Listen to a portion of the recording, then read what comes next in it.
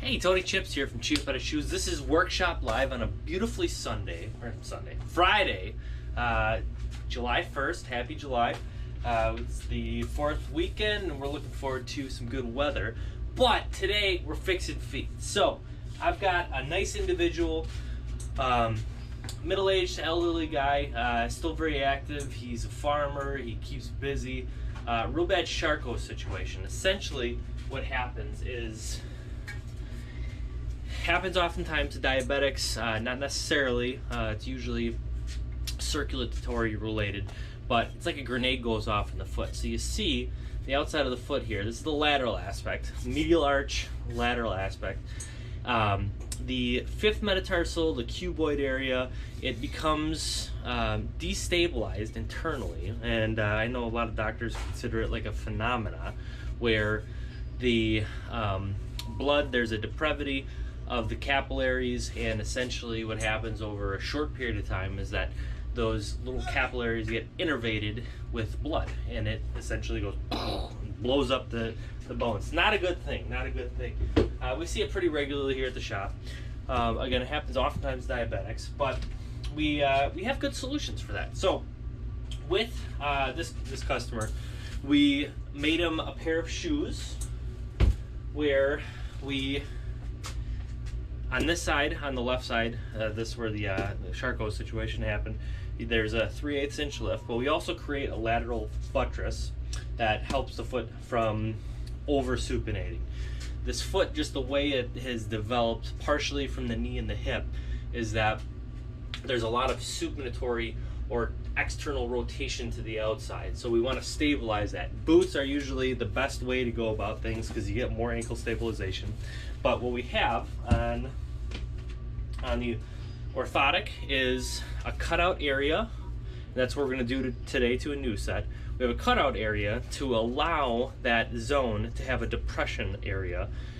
A lot of times, people in the penorthic trade will just do a cutout on the bottom and leave it empty. That's a no-no, especially with diabetics, because when you leave it empty, you can have a firm ridge. That can also create friction and eventually cause calluses and be an ulcer risk, so we don't want that.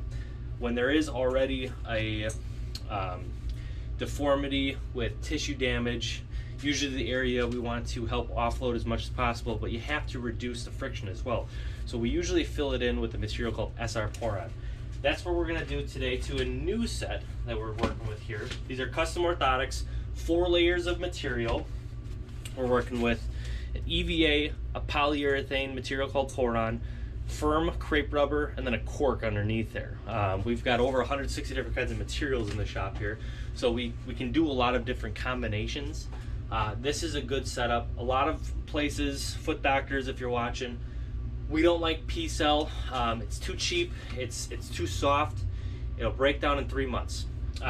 There's better ways to do things, especially when you're trying to create a product that will last a lot longer. There's tons of different durometers when it comes to EVA foams. We like the material from Acor Orthopedic, microcell puff, and it works out really well.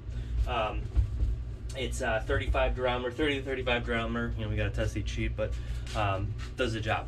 So for today, we are picking up a new set of orthotics. We're gonna clean up his old boots. This gentleman just got done with a little short-term stint at a farming operation that he does.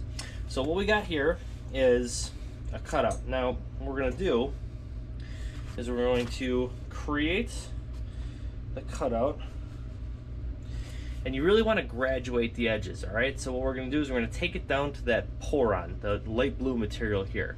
It's going to take it over to the grinding wheel.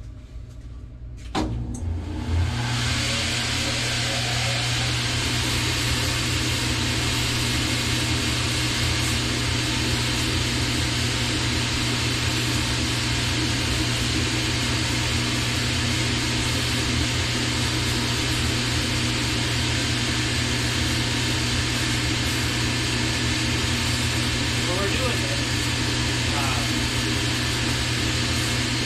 Really want to